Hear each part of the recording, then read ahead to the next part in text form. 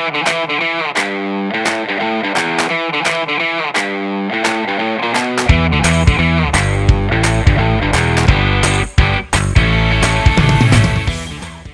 everyone who's joined so far. I'm Michael at Everflow.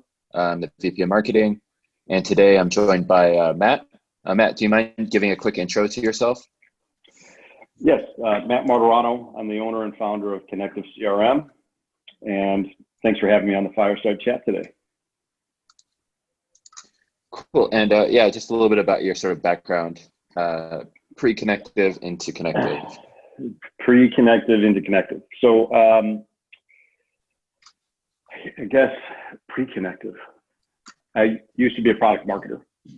I had my own product company. I just kind of invented different types of products that we take to market. And back then in 2001, we were really doing print and radio advertising.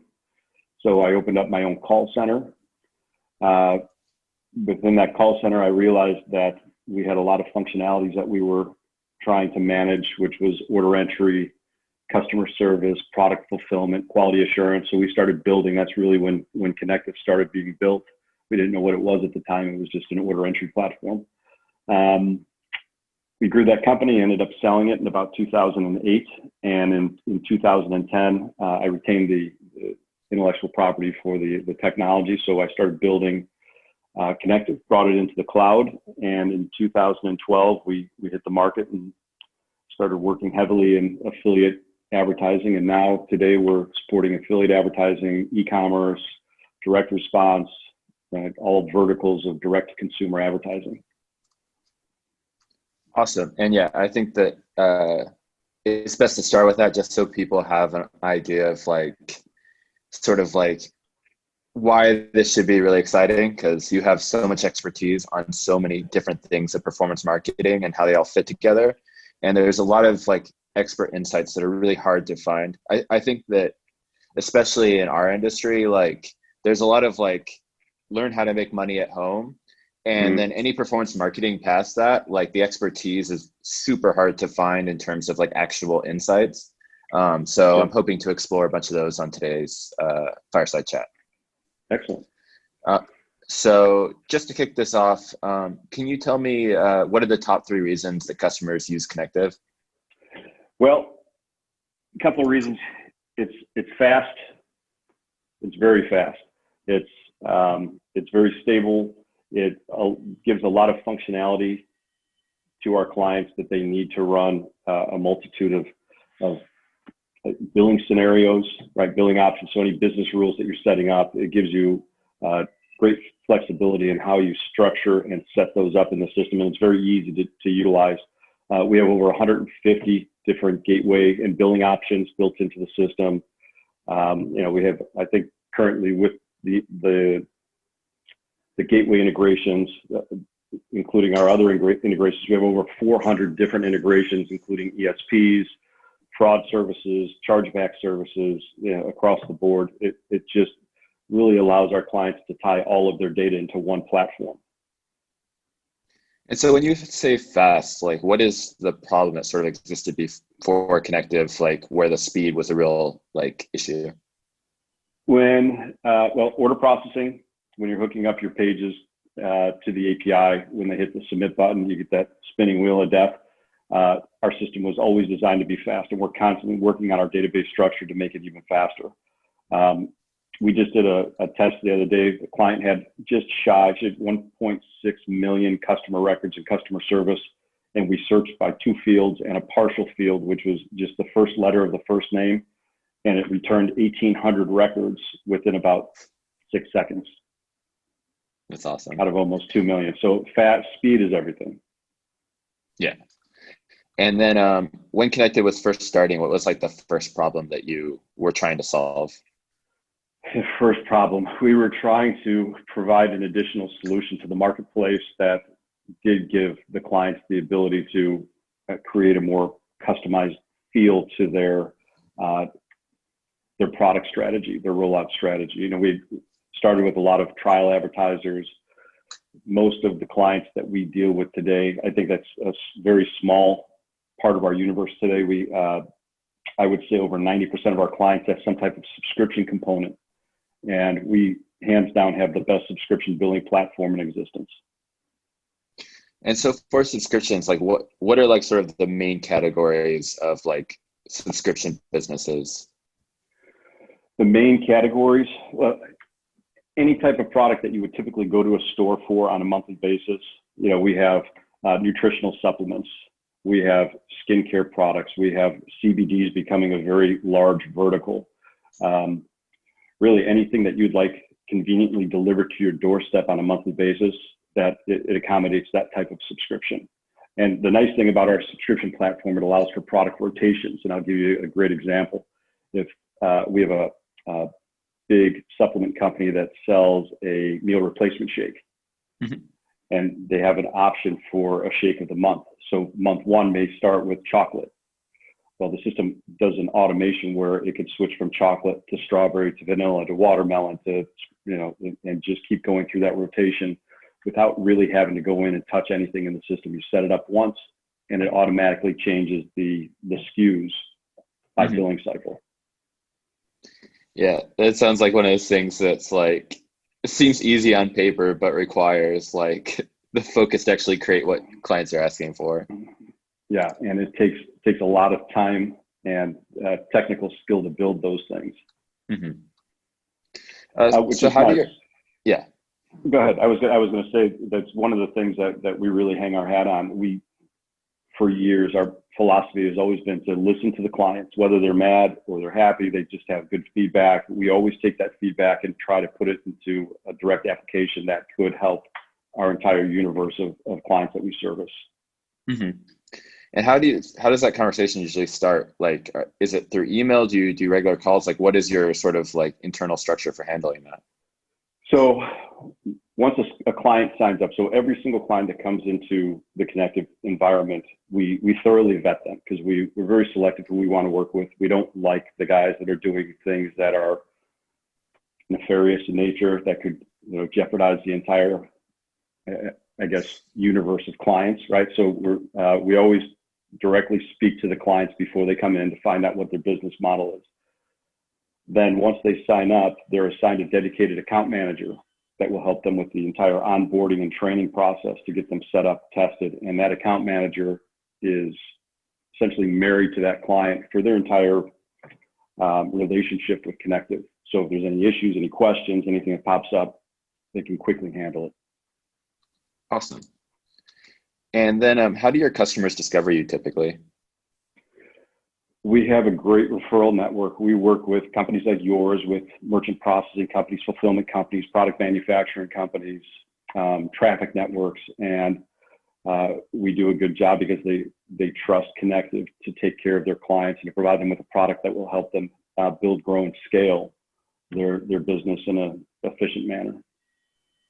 Yeah, I know that from personal experience that we've always run into issues with certain of your competitors where we're just like, please work with anyone else in this world and we would be happy. And so having a trusted place that we can like refer customers, like it's better for everyone involved. Yeah. So to answer your question, it's the referral network. We also, our marketing team does a great job of getting out, sorry about that, I'll turn that on, getting our brand out into the world. It's interesting that, you know, the whole e-commerce marketplace has really taken over. If you look at just like a Shopify alone, they have over 1 million storefronts, and there's a lot of gaps in, you know, standard e-commerce products that Connective fills. So again, our marketing team they do a fantastic job of getting the word of Connective out. We also go to a lot of the conferences and trade shows. Mm-hmm. Yeah, it was crazy when COVID first kicked in. There, like the stats were showing that like e-commerce's market penetration grew by 50% from like to 19% from 13% 8 weeks before. Mm-hmm. And that 13% took 10 years and it took 8 weeks to get to 19%. Like the speed of transition during this COVID crisis has been insane. I blame Affiliate Summit West for that. Do you think that was the origin? Everyone came home sick. Yeah. Ground zero. I sure did. Yeah. Good. Cool. What would you say is like the one golden bullet feature that is like the thing that like when you're doing a sales pitch with a new prospect is like the thing that clicks first, and that's like when they want to switch or use you for the first time?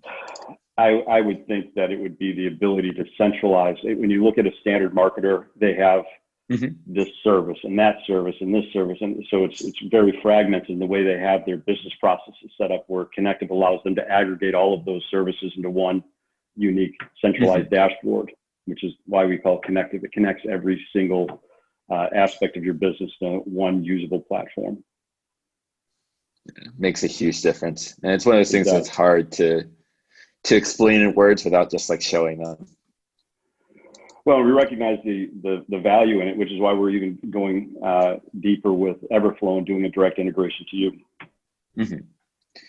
Cool. And then especially like the last like in the last 2 years, and then in the post-pandemic period, like what verticals have you been seeing growing the most fast in both of those two different subsets? We are seeing, so e-commerce is very much picking up steam. I think as a lot of people have been losing their jobs, they've had passion projects that they were thinking about or had just started, and they're focusing more effort. We're seeing during this whole COVID pandemic, more transactions coming through our platform than ever before. I mean, it's even outshadowing, or I would say the Christmas period, where you see spikes in e-com sales. Yeah. During the COVID pandemic, we're seeing equal or greater numbers to even the Christmas period.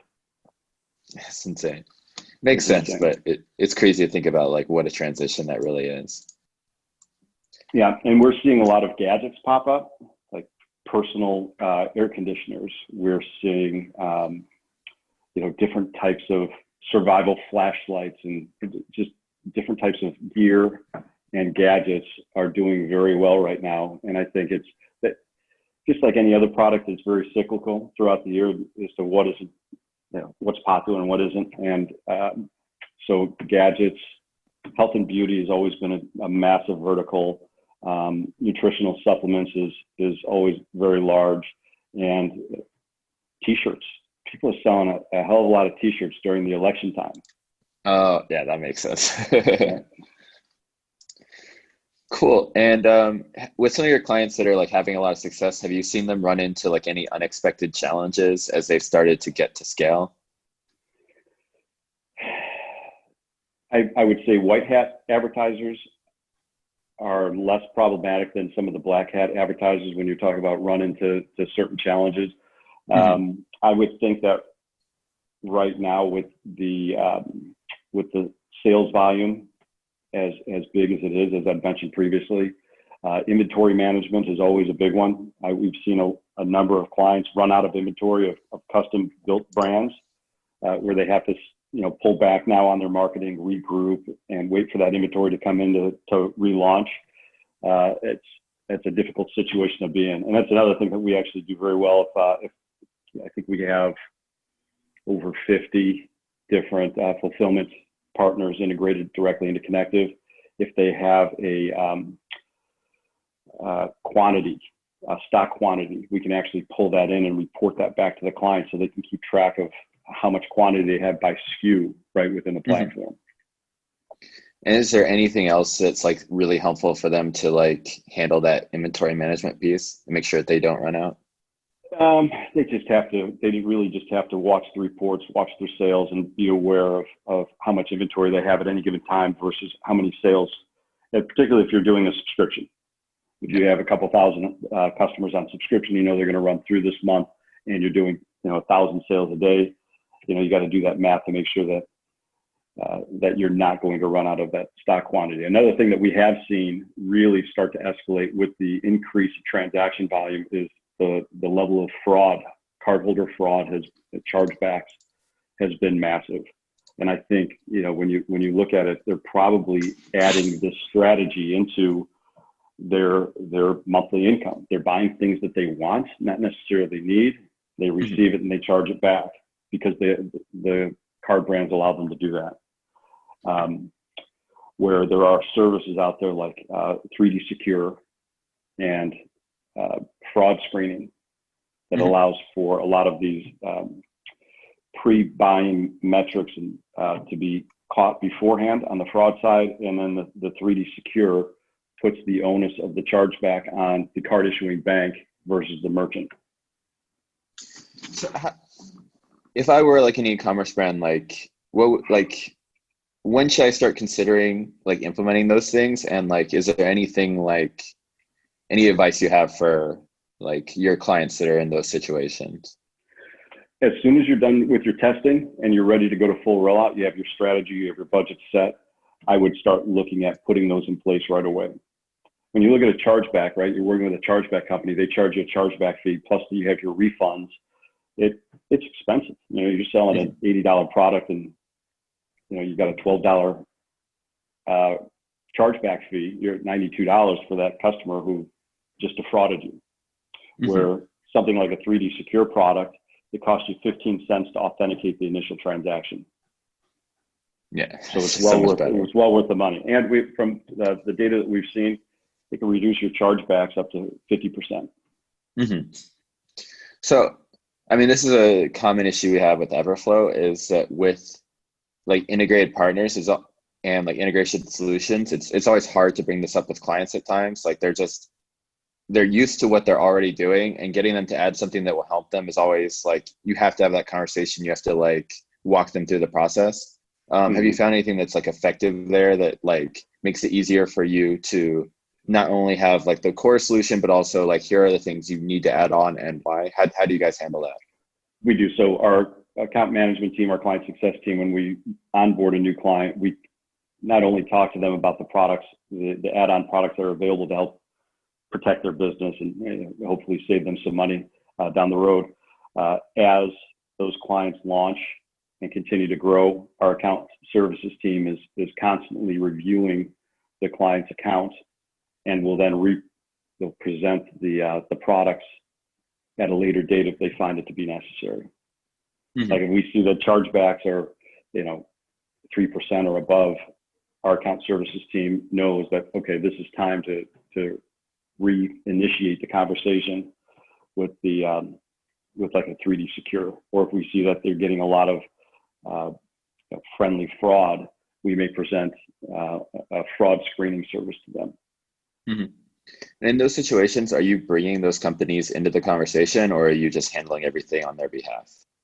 We handle everything on their behalf. In most cases, we're resellers of these services, and what we'd like to do is give our clients, the benefit of our aggregated volume, so we can normally provide it to them at a discount greater than what they would be able to get it direct. Oh, that's awesome. From the provider. Yeah. It makes it easier to sell it to them too, since like you're like, you need this, and we're doing you a favor by being the ones providing it. Exactly. Cool. So, I mean, you're touching so much of this industry. Like, what is like one major like insight about the industry that you don't think most people understand about how everything works?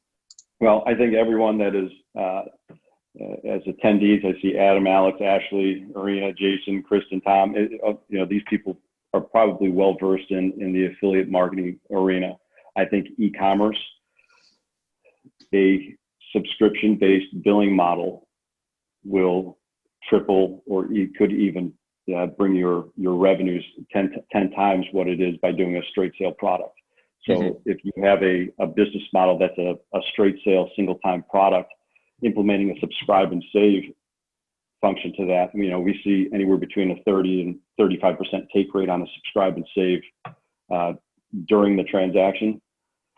Building that monthly recurring revenue is massive. And is that applicable to all types of e-commerce companies? Like, should it like apparel companies be considering this? Like, what are like the types of products where this works best, and like sort of like what stage should they start adding subscriptions in? It really does depend on the product. Like if you're going to a Nordstrom's.com, you're not going to, but there is a subscription component with subscription box type companies where they do send you out apparel, like a different outfit or two or three every single month, wine, beer. cigars, and we've seen it across the board, different types of subscription companies that have popped up with products that you wouldn't think would be a subscription. Obviously, you're not going to turn tires into a subscription, but if you're selling some type of acne cessation product, that's absolutely something that someone would need on a monthly basis. Toothpaste. You look at some like these toothbrush and toothpaste companies. You may buy the toothbrush once, but you may need to replace the head and the batteries every month, and you may need a new tube of toothpaste every month. There's a lot of ways to structure a subscription-based model. And so if your product suits it, is it just as simple as just adding a subscription and being like subscribe and save? Like, is there anything else they need to keep in mind for testing it out in terms of like the logistics, et cetera? Well, again, you want to make sure if you're going to do a subscribe and save model that you have the adequate inventory at your fulfillment company so that you don't run out and then you have to hold orders and maybe lose some customers. I would say that it's very easy to test. For us, it's just a matter of creating an additional campaign product ID with a rebill every 30 days with the SKU attached, and it's just. And for if you have an existing website, that could be an order bump, or it could be upsell one in that position where they hit, yes, I'd like to subscribe and save $20 on my order today. Mm-hmm. And all that does is it's changing the campaign product IDs, and our system knows how to bill it. That's awesome. It makes it a lot easier. And it's interesting that so many people take up like that right away, that it's like that effective. So it sounds like if you're thinking about creating like a new e-commerce company, like you should always figure out like, can I include subscriptions in this, and like how can it fit into my overall business? Does that sound correct? And that is correct. And don't get me wrong, there are a lot of e-commerce companies, direct consumer product companies that do great without a subscription model, but figuring out a way to bake in a subscription model, even if it's on a secondary product like an upsell. And it could be upsell one, could be upsell two, just figuring out a way to incorporate some type of subscription just amplifies your revenue. Awesome. And then do you have any sort of like insights on how like your customers are actually getting traffic driven to their e-commerce stores in particular? Absolutely. So there are awesome traffic networks that are out there that you can leverage. We see a representative from DFO is on here. DFO is a great company that could send traffic to many of the offers, and there's SEO and PPC. So Google is a great place based on if you know someone who is very good at like keyword searches and SEO placement. That's a great way to drive traffic. Facebook is fantastic. Everybody loves Facebook and Instagram. A big one that is really starting to pick up steam, which you wouldn't think of, is YouTube. YouTube being the second largest search engine in the world, people are on there to watch videos. So if you have a great VSL, we see a lot of clients that are migrating over to YouTube with better success than what they're running on Facebook. Oh, interesting. And I mean, do you have any sort of like insights into there of how it's actually set up? Like, how do they get it from like putting up a video on YouTube to actually getting the user to get to their store? So it's just, click this link at certain points of video. If you're really going to do a VSL, which takes time, if you're not a copywriter, you need someone to hire someone who can help you write a script and convey the value of your product, right, in a way that's going to be simple for someone who's watching a 20-minute video or less to really help them grasp it. Because remember, if they're on YouTube, it's not like going to Facebook. The only amount of time you have is 2 minutes to watch a video. They're on YouTube to watch videos. And if they see something that catches their eye, they will watch a longer form video.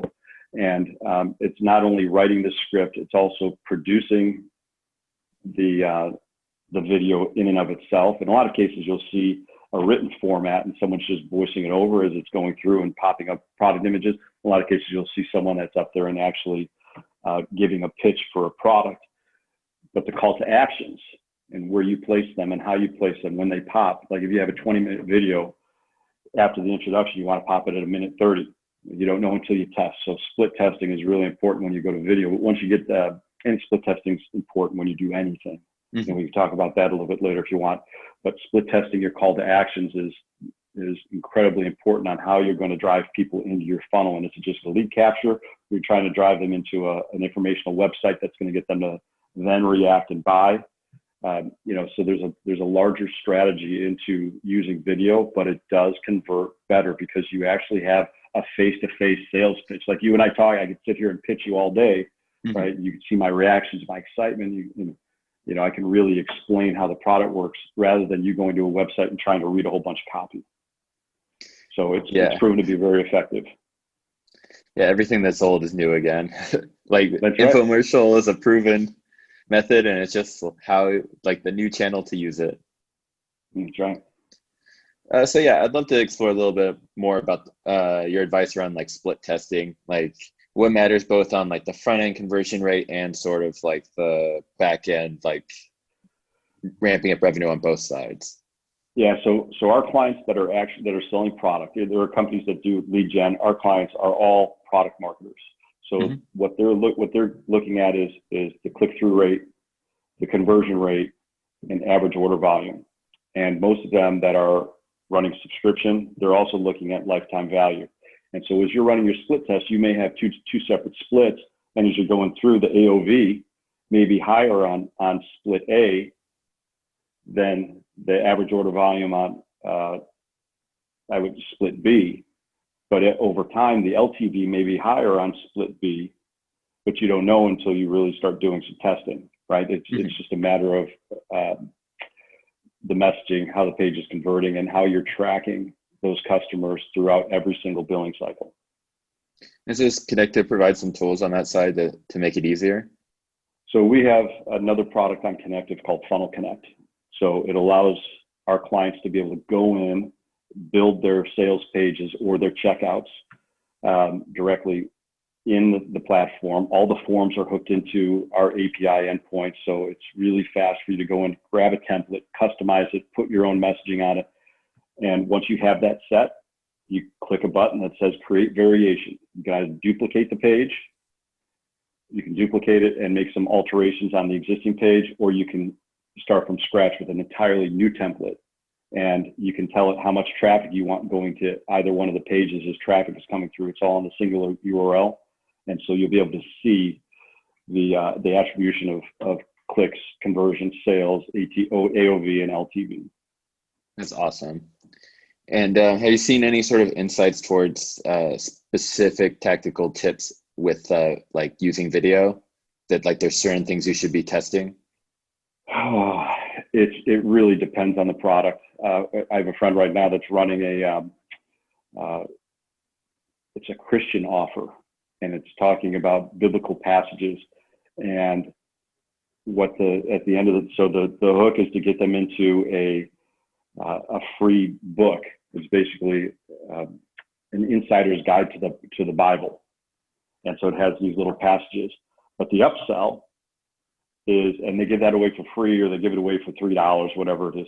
But the upsell is CBD, and the whole premise of this thing is how CBD dates back to ancient Christian times and how it solved all of these health problems. And so the first upsell is CBD, and they get a 70% take rate on a subscription CBD offer.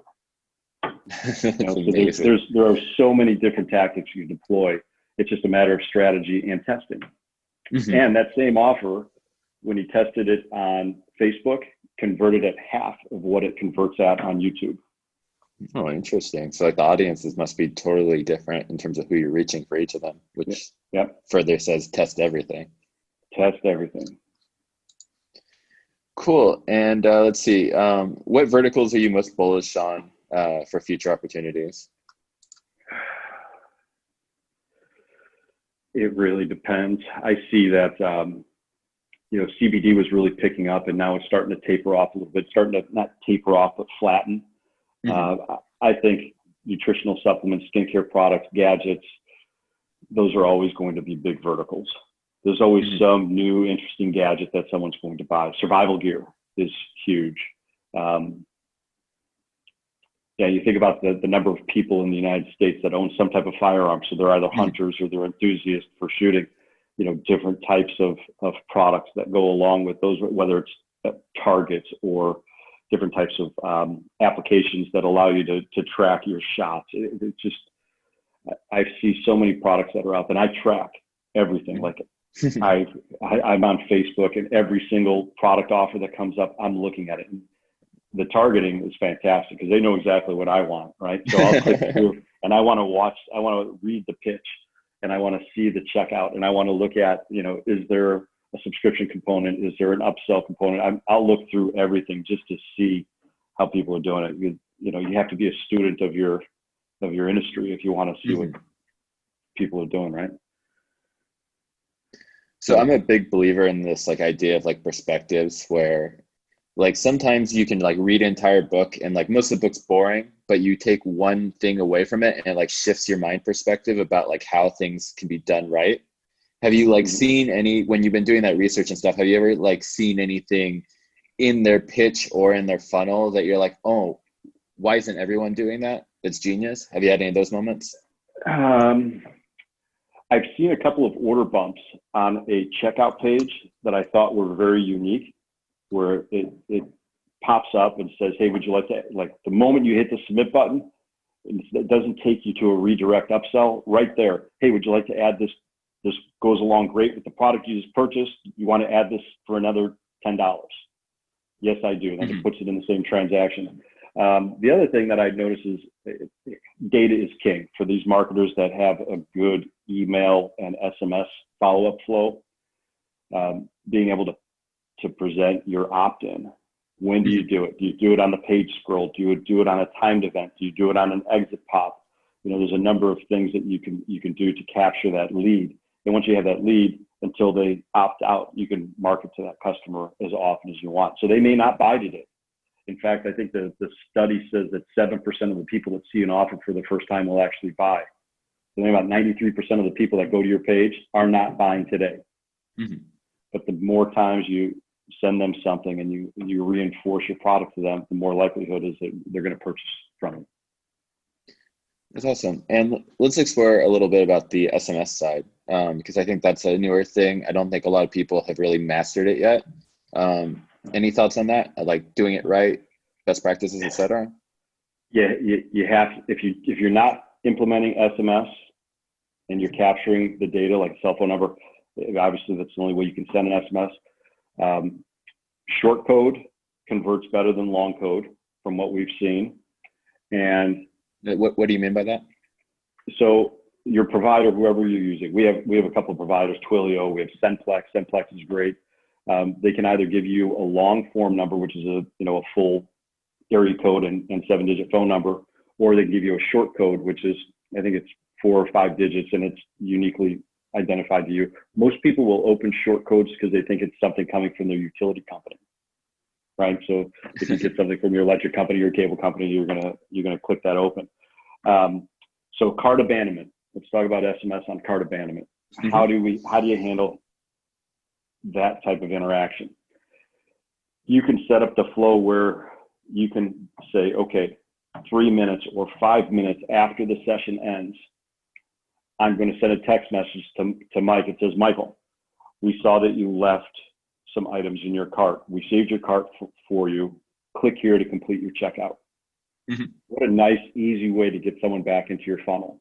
Because that's all an e-commerce store is. And these single product landing pages, they're sales funnels. And it's how you're taking that person from here down to the buying decision.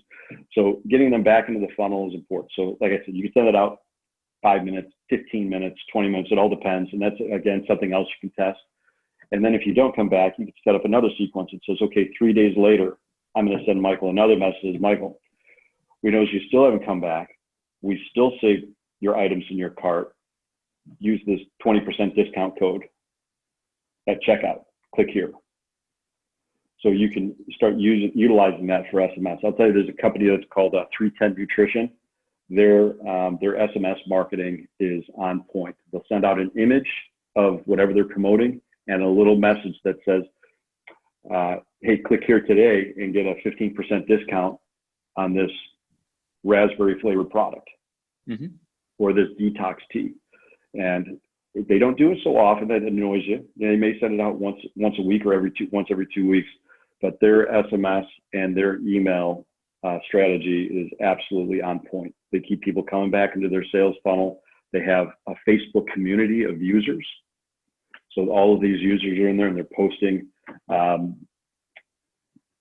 before and after pictures as they start taking these meal replacement supplements. They really did a good job of building a community.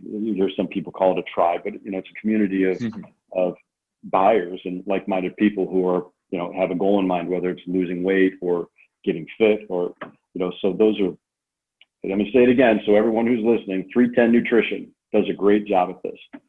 And there are a lot of other companies that do a fantastic job, but implementing SMS as a part of your communication strategy, I think is massively important. Also for order confirmations and for fulfillment confirmations.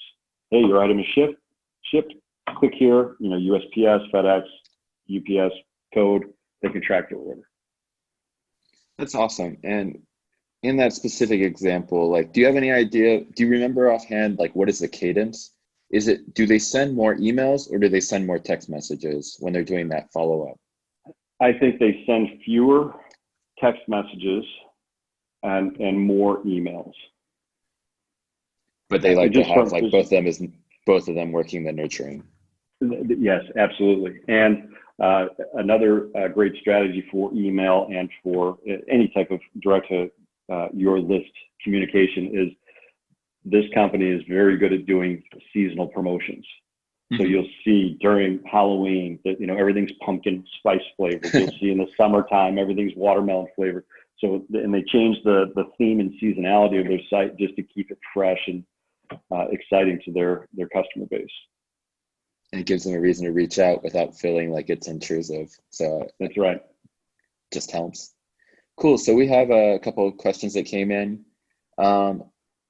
So the first question is about funnels.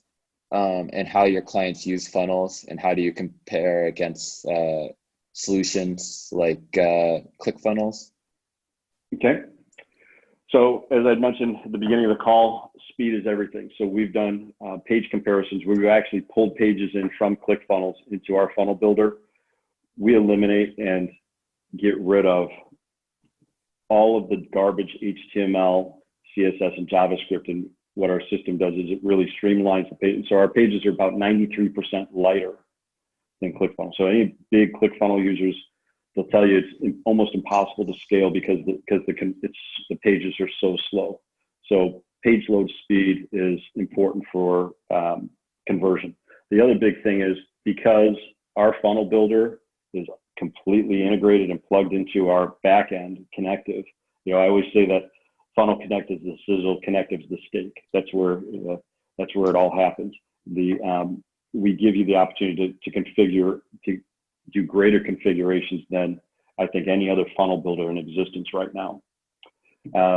Another big thing is in some of the other funnel platforms, every time you add a new product, it's adding a new product. It takes time. It's cumbersome. Our system, once you add a SKU once, you can use over and over and over again in all the different funnels. There is a flow that people are accustomed to where it's more horizontal in nature, where you go from pre-sale page to landing page to checkout page to upsell page, upsell page, upsell page, thank you page, where we actually have funnels where you go on the page, you say, oh yeah, I like this, and boop, it expands. You can do an upsell there or an order bump right there. And then boop, once you hit submit or no, it opens up the next section to collect credit cards. So it's more vertical in nature. Mm-hmm. And you're never navigating away from the page. It's just expanding different sections beneath and taking you right through the vertical funnel. I'm sure that improves the conversion rate a lot because anytime you switch pages, you have leakage. You do. You absolutely have leakage. Cool. And do you have any advice around when you're building out this funnel and you want to have those multiple steps in the process, what typically is a good starting place for the amount of different steps in your funnel? So that's always the big question. I have clients that have 8 or 9 upsells.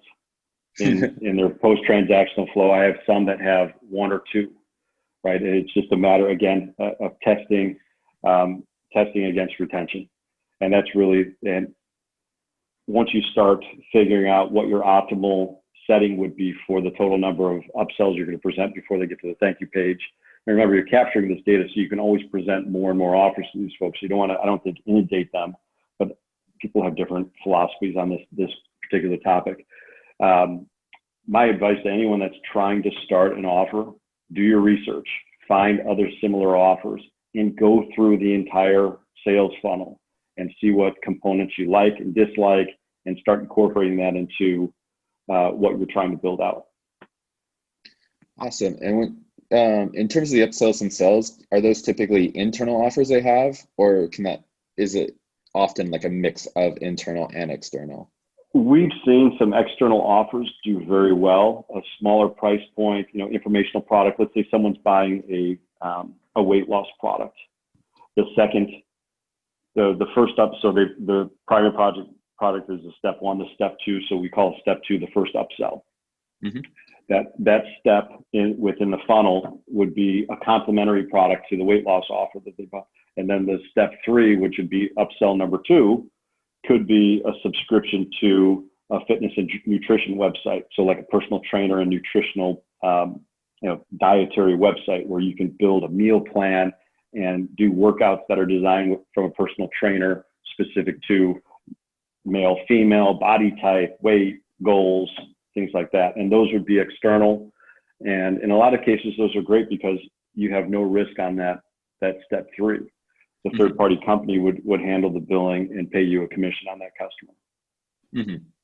And it sounds like the main thing is just make sure that everything is like cohesive. Like it has to fit within your story and add value, whether it's internal or external, doesn't matter as much. Yeah. And that it doesn't violate ROSCA. So ROSCA is sharing of information between two companies. So when you get to that step three, if that's anything that's external to the initial company, make sure you're recapturing a piece of data again. It could be as simple as the 3-digit CVV code that they just put on, 2 pages prior. Mm-hmm. But when you're typically doing the upsells, they're usually one click. You can either send them to different merchant accounts, or you can bundle them together in one initial transaction. So I've never heard of ROSCA. Can you spell that out? And what is the best way for people to research this? Yeah, ROCA. Here, let me pull it up here, and I'll shoot you over the link.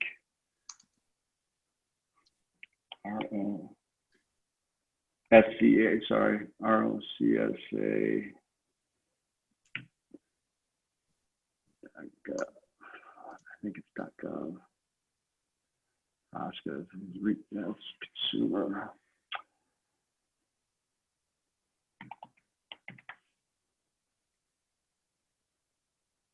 Yeah, ftc.gov. I'll post the link in here so people can see it. But it's Restore Online Shoppers Confidence Act. It prohibits any post-transaction third-party seller who markets goods or services online through an initial merchant after the consumer has initiated a transaction with that merchant from charging any financial account. Basically, you cannot share customer data company to company. Even if I owned two companies, I couldn't pass a credit card from one company to the other because that's in violation of ROSCA. Cool. And we'll put this up on the YouTube. When we add it to YouTube, we'll include this link as well. Okay. Great. So another question came in from Tom at LiftLogic. He was saying that like on the email remarketing side, like Connective has been like one of the best partners and just like always a great experience when their clients are using it.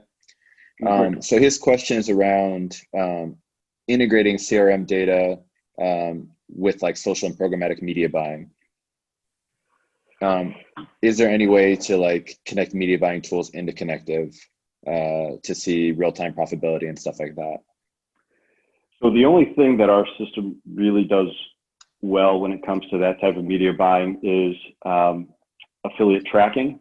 So our system creates the tracking strings, which captures a variety of pieces of data within that string, and also fires the tracking pixel. One of the things that we're building out right now and I tip my hat. We've had a lot of clients that say, "Oh, I want to put a link that says become an affiliate." So we're building it out to where third parties can register to become an affiliate. Sorry, Michael, but it's something that, you know, the people want to build their own network of people that are placing these products out in the marketplace. But for email, we're really restricted by the capabilities of the third-party APIs. Mm-hmm. If Tom had some, was that Tom? Oh, a second, let me close that chat. Yep, that's Tom. If Tom had some ideas on how to improve that, we could probably take a look at it. But in a lot of cases, the data connection between us and the ESPs is one way. So if we send partial data in Connective on the specific campaign to a specific list in, let's say, you know, any ESP, Klaviyo, Constant Contact, whatever it might be, if that customer changes profile, the only way we would know is if they went from a partial to a buyer, and then we would send that data to the new list. We're not taking data out of the old list because it's almost impossible to do it. Yeah, and I'll mention something from the Everflow side is if you're doing media buying, you can pass the cost amount at like the CPC or CPM cost. You can actually pass that with every single click or impression. And then we can actually track that user when they get to whatever advertiser destination through direct linking, pull that information. There's no redirects involved there because we're pulling information from the URL. Sure. And so you can track your media buying and then pass that into Connective or wherever else you want to see it. There you go. That sounds like a great solution. Cool. And so let's see. What are sort of your thoughts about like the future of marketing in the next few years? Well, it amazes me every single year that goes by. I've been doing this for a long time. The way that the market changes and the ingenuity of advertisers. I mean, you're talking about some of the sharpest, smartest guys in the world that are, you know, have built multi-million-dollar product empires. I think they're going to get sharper on traffic.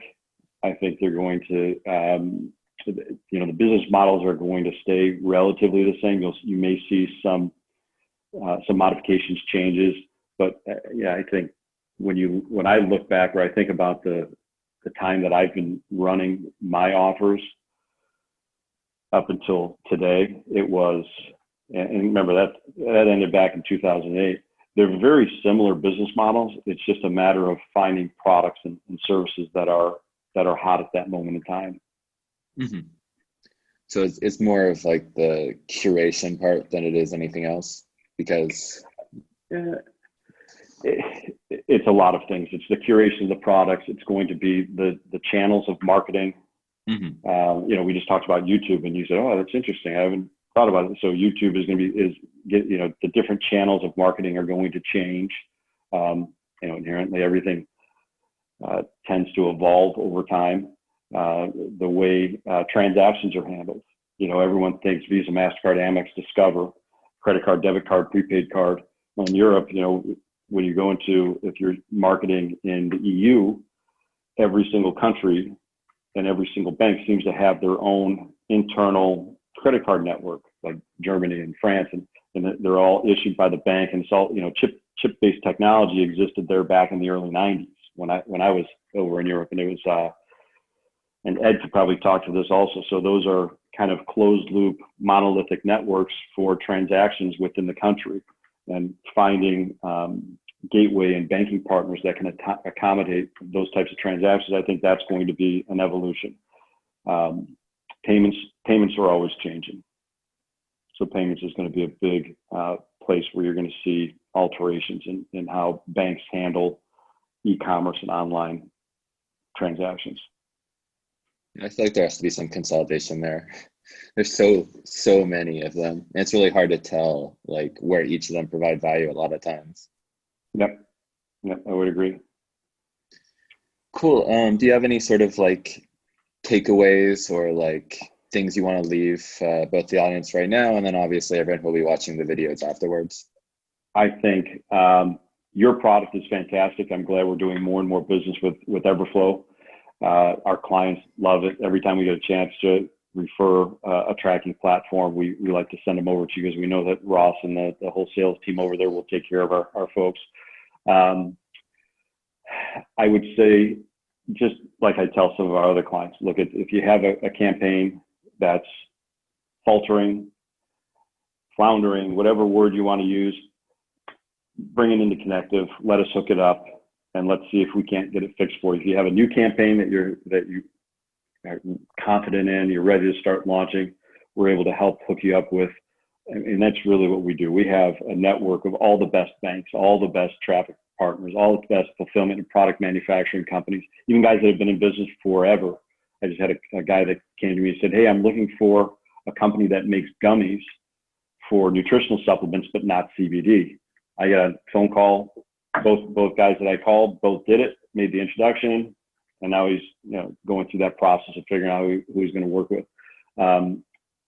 There may be a lot of things that you think are exactly how your business should run. In other words, there may be gaps in your process, and unless you come to a company that's really going to help evaluate your business model and all the components you have in place, you're not going to know if you're doing something wrong or where you could shore something up and either reduce expenses or increase revenue. And I think that's one thing that Connective does very well. Any of the guys that are watching this that are using Clickfunnels, call me, because I'm going to show you something that's better, faster, easier to use, and will generate you more money. All right, so there you go. There's my little sales pitch. Yeah, I'll definitely echo that. Clickfunnels is definitely a challenge. Oh, good. So one thing I want to break out there. So does that mean that like when new clients come to you, you typically do like a consultative approach for every new client? Like how do they get access to that sort of expertise? We really do. So if they have an existing sales funnel, we'll actually do an evaluation of their funnel and their flow. We'll do some testing with them, and we'll take a look at their overall business model, find out what all of the third-party vendors are they might be using, and we'll make recommendations based on our experience. Our account management team is fantastic. I mean, they really take every one of our clients, their business, very seriously, and they become a true asset to that team. But we really look at the business model, and we make recommendations based on what we've seen work. And if we see something that has really failed in the past, we'll definitely point it out to them. Awesome. Yeah, that makes all the difference. Like technology is great, but you really need that like teamwork and like support to be successful. Yeah. Great.